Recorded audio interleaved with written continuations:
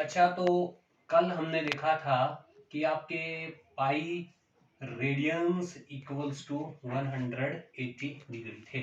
तो मैंने बताया था कि आपको जब भी रेडियंस को डिग्री में कन्वर्ट करना हो तो ये वहां ले जाएंगे।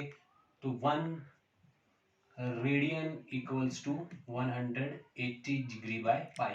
ये आपके पास तरीका आ गया रेडियंस को डिग्रीज में निकालने के लिए। जैसे आपको 4 रेडियन बोला जाएगा तो पहले आप 1 रेडियन निकालिए, उसके बाद 4 रेडियन के लिए 4 को यहां मल्टीप्लाई कीजिए, 4 को यहां मल्टीप्लाई कीजिए, आपके पास जो है आंसर डिग्रीज में आ जाएगा। ऐसे ही 180 degree equals to pi radians.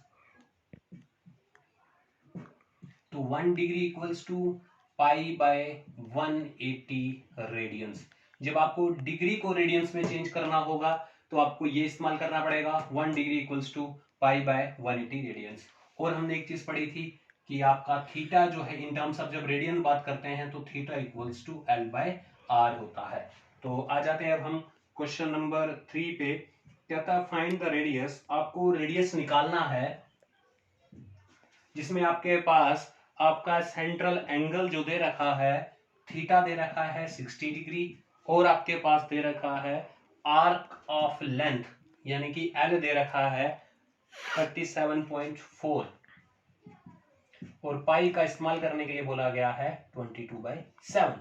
तो हमें आर निकालने के लिए बोला हुआ है। हमारे पास रिलेशन है theta equals to L by R. इसका मतलब हमारे पास आर निकालना है तो दो चीजें हमारे पास होनी चाहिए, एक तो थीटा होना चाहिए और दूसरा एल होना चाहिए। सर एल तो है, थीटा भी है, लेकिन यहां पे जो थीटा होता था वो इन टर्म्स ऑफ रेडियंस होता था, यहां पे जो थीटा है वो इन टर्म्स ऑफ डिग्रीज है। तो सिर्फ मेरे को एक काम करना है कि पहले इस थीटा को डिग्री से हिटा के रेडियंस में चेंज करना है। तो वी नो दैट, तो जब इसको चेंज करना है तो हमें पता है कौन सा रिलेशन लगेगा, ये वाला। तो अगर नहीं याद रहता है तो स्टार्टिंग से कीजिए। डिग्रीज को चेंज करना है तो पहले डिग्री को लिखिए 180 degree equals to pi radians. अगर याद नहीं रहता है तो फिर यहां से 1 डिग्री लिख लीजिए। 1 degree equals to pi by 180 radians. तो 60 डिग्री इक्वल्स टू यानी 60 से मल्टीप्लाई किया तो 60 इंटू पाई बाय 180 रेडियंस। आपका 0 कट गया, 6 1 जार 6 एंड 6 3 जार 18। तो आपके पास 60 डिग्री जो आ जाएगा वो पाई बाय 3 रेडियंस आ जाएगा।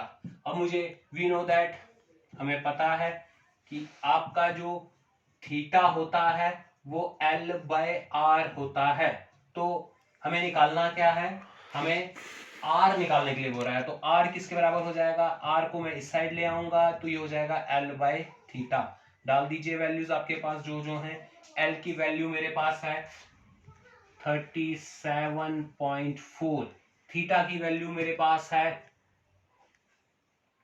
पाई बाय 3, तो 3 मैं ऊपर ले जाऊंगा।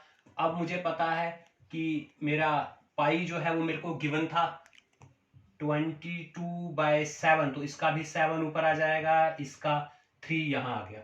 इसको मल्टीप्लाई कीजिए, 374 इंटू 7 इंटू 3, एक 10 आ जाएगा और 22 आ जाएगा।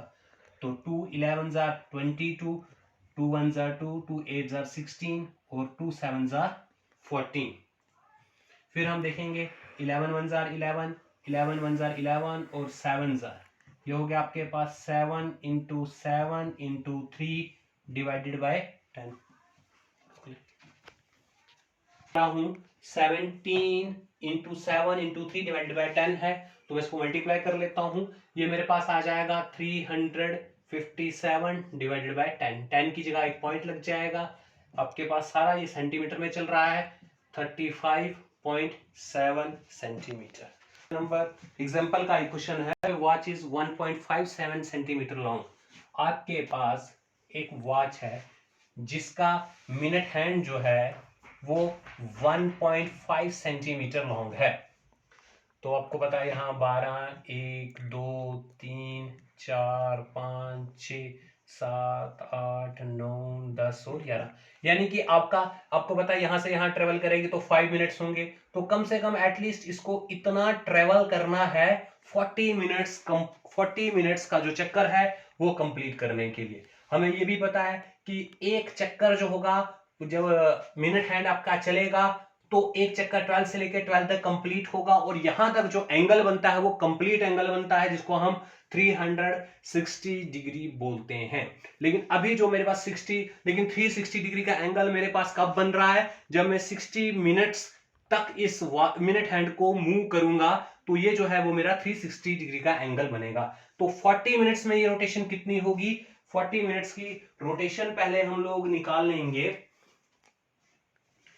In one complete revolution,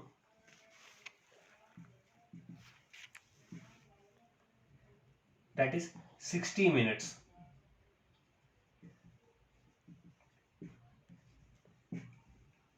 it makes an angle of 360 degree.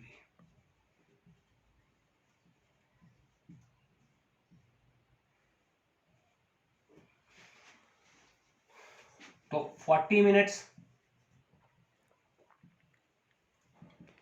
Equals to, अब कंप्लीट रोटेशन जो है या रिवॉल्यूशन जो हो रही है वो 60 मिनट्स में हो रही है, then it is 40/60 of complete revolution. क्यों, अगर ये 60/60 होता, अगर 60 मिनट की निकालनी होती तो 60/60 एक पूरा चक्कर हो जाता, लेकिन पूरा नहीं है तो इसलिए 40/60, देन आपका 0 गया, 2 2 4, 2 3 6, यानी कि 2/3 ऑफ कंप्लीट रिवॉल्यूशन जो है वो हमारे पास यहां पे हो रहा है। तो एंगल कितने डिग्री का बनेगा, तो here theta equals to 2/3 of 360 degree, यानी कि पूरा चक्कर नहीं लग रहा है, पूरा चक्कर होता तो 1 × 360 डिग्री होता, लेकिन ये 2/3 हो रहा है, तो then this is equals to 3 12 36 120, 2 × 120, that is 240 degree. तो ये मेरे पास डिग्रीज में निकल के आ गया।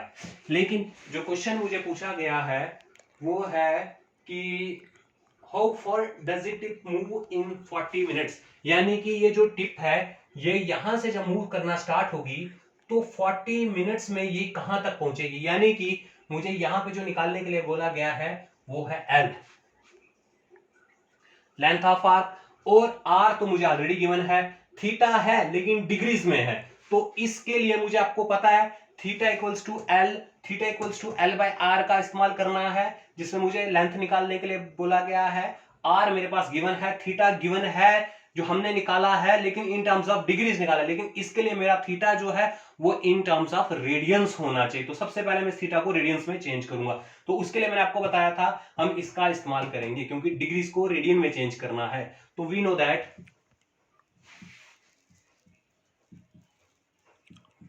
1 डिग्री इक्वल्स टू π/180 रेडियंस, तो 240 degree equals to 240 into π/180 radians.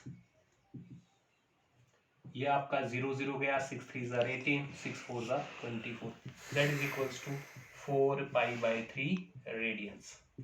तो सर आपका 240 डिग्री यानी कि जो आपका थीटा था वो रेडियंस में निकल गया है हमारे पास 4π/3 रेडियंस। तो अब हम लोग इसको चेंज करेंगे, चेंज हमारे पास हो गया है। अब वी नो दैट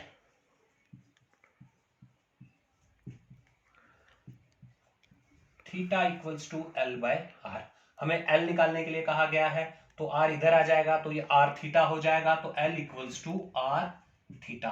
तो डालिए वैल्यू, R की वैल्यू हमारे पास 1.5 सेंटीमीटर है, थीटा हमारे पास 4π/3 रेडियंस है, तो आपके पास ये 15 डेसिमल में इसका 10 आ गया, 4π/3 आ गया, 3 5 15, 5 1 5, 5 2 10, 2 1 2 और 2 2 4, तो आपके पास 2π आ गया, 2π सेंटीमीटर आ गया। तो पाई की वैल्यू हमारे पास यहाँ इस्तेमाल करने के लिए बोली गई है 3.14, डालिए इसको मल्टीप्लाई कीजिए, ये आपके पास आ गया 6.28 सेंटीमीटर। तो इस तरह से हमें पता चलता है कि ये यहां से यहां जो मूव करेगी वो आपका 6.28 सेंटीमीटर होगा।